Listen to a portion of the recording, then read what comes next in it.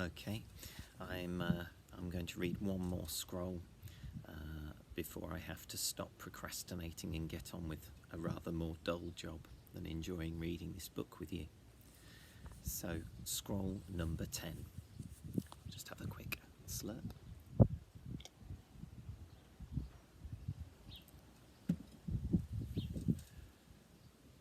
Scroll 10. That's amazing, breathed Jonathan, admiring Lupus's sketch of the man. Who taught you to draw? Lupus pushed out his lower lip and shrugged, as if to say, it wasn't difficult. Do you know this man?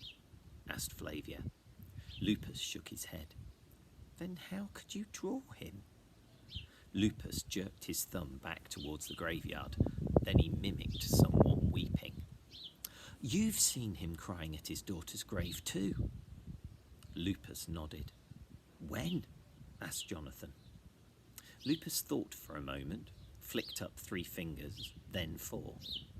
4 different times? He nodded. My old nurse Alma told us that his name was Publius Avitus Proculus, Flavia said to Lupus. He's a sailor and he lives further up this street. Why kill dog? Asked Nubia suddenly. He hates all dogs because his daughter was killed by one, explained Jonathan. Hates dogs. Thinks dogs bad. No, wait, said Flavia. Nubia's right. Why did he kill Bobus? Bobus was a tame dog, not a wild one, and he was shut up here in the house. Perhaps Bobus looked like the dog who bit his daughter, suggested Jonathan. Or maybe he was passing by and heard Bobus bark and became mad with grief. Maybe, said Flavia. Still, we've got to be sure it was him before we accuse him of such a horrible crime. They were all silent for a few moments. I know, cried Flavia suddenly. Let's show your drawing to Libertas across the street and see if he thinks it's the same man he saw running away. Good idea, agreed Jonathan, and then his face fell. But my father told me to stay inside until he got back. Lupus too. And I have to do my chores. Then Nubia and I will go, announced Flavia, and seeing Jonathan's disappointed face, she added, Don't worry, we'll come straight back. Flavia hesitated for a moment before Claudius's house and then rapped on the door. The knocker was a fat bronze dolphin whose nose banged loudly on a bronze scallop shell.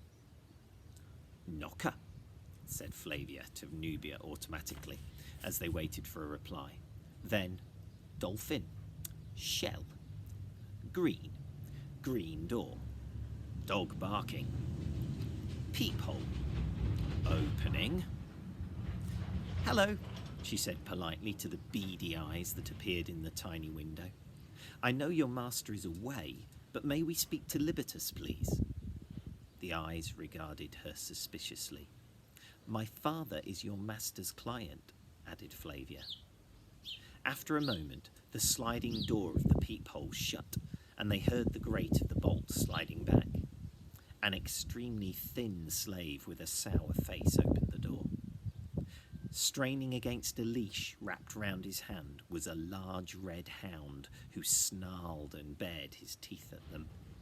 Flavia shrank back in alarm, but Nubia simply slowly extended the back of her hand to the dog and spoke softly in her own language. Immediately, the dog stopped snarling and sniffed her hand. Then he licked it. The doorkeeper cursed the dog under his breath and beckoned the girls in. Flavia hesitated on the threshold. On the floor was a mosaic. Hopefully you know that that's a floor decoration made out of little tiles. Tiny pieces of coloured clay and stone showed a fierce black dog against a red background. The mosaic dog was straining against his lead and baring sharp teeth. And below him were the words, Carve Carnem, beware of the dog. There have been quite a lot of those found in Roman archaeological digs, so it's really rather nice to think that even though the world was a very different place 2,000 years ago, they still had signs there for beware of the dog. I certainly will, muttered Flavia under her breath. Wait here, grumbled the sour-faced porter, and went off with his dog to find Libitus. While they waited in the atrium, Flavia and Nubia looked around in wonder. Flavia had never been in Claudius's house before. It was the home of a very wealthy man, at least 3 times as big as hers. The atrium had a beautiful floor of black and white marble, and in its middle, under the open skylight, a fountain bubbled in a gold-tiled impluvium. On the walls around them were frescoes depicting scenes from the travels of Aeneas, the legendary hero who founded Rome. Look, pointed Nubia, dog with 3 heads. Flavia gazed in delight at the pictures on the wall. Yes, it's Kerberos. Kerberos. He is very fierce. He is the hound who guards the gates of the underworld. Land of dead people. Kerberos, said Nubia in wonder, and walked over to the wall. Flavia followed her, and they both examined the 3-headed hound opening all his mouths at a startled Aeneas. Behind Aeneas, a woman held out her hand to the dog. I don't remember that part of the Aeneid, murmured Flavia to herself. Book 6, said a man's voice behind them, and they both started guiltily. It was Libitus, but he did not seem angry. His dark blue eyes sparkled as he quoted, "Huge Kerberos makes the caves of the underworld echo with his 3-throated barking." Libitus pointed. That's the scene where Aeneas's guide gives the hellhound a drugged biscuit so that he can pass by. Libitus nodded at the frescoes with approval. They're beautiful, aren't they? He said. Very beautiful, agreed Flavia. Come through to the garden, he said with a smile. As you know, Claudius is away, and in his absence, I am the master of this house. He led them out of the atrium and down some steps into a beautiful garden as big as Flavia's entire house. At its centre was a large ornamental pool with 2 bronze dolphins spouting water at each other. 6 laurel trees, trimmed into perfect balls, had been planted on either side of the pool, and at one end stood an elegant palm tree, its top half lit gold green by the early morning sun. Flavia could see mosaic patterns on the garden paths and bronze statues half hidden in the fragrant shrubbery. She heard the snip of a gardener's shears and then noticed another slave sweeping the peristyle, the columned walkway that surrounded the garden. There was not a leaf out of place, and even the dew on the mimosa seemed to sparkle like diamonds. Please, sit. Libitus gestured to a cedar wood couch with orange linen cushions. Taking a seat on a similar couch opposite the girls, he leaned forward, elbows on knees, and smiled. How may I help you, Flavia Jemina? Remember we told you yesterday that Jonathan's dog was killed? Yes, he replied gravely, and a frown creased his smooth forehead. A terrible matter. And you saw a man running? Yes, carrying a leather bag. Well, is this the man you saw? Flavia pulled the wax tablet from her belt and showed it to him. Libitus took the tablet from her and examined it carefully. Yes, he said slowly. Clean shaven, hair combed forward, and those heavy eyebrows. Yes, he nodded. I remember the eyebrows, how they met over his eyes. And I think he was wearing a pale tunic. Pale yellow? It was pale yellow, now that you mention it, yes. I'm certain this is the man I saw running down the street yesterday. The girls had just told Jonathan and Lupus their exciting news about the running man when they heard a knock on the door and Mordecai's voice calling his son. "We really must get a new watchdog," sighed Mordecai as they let him in. "I do miss Bobus," he added sadly.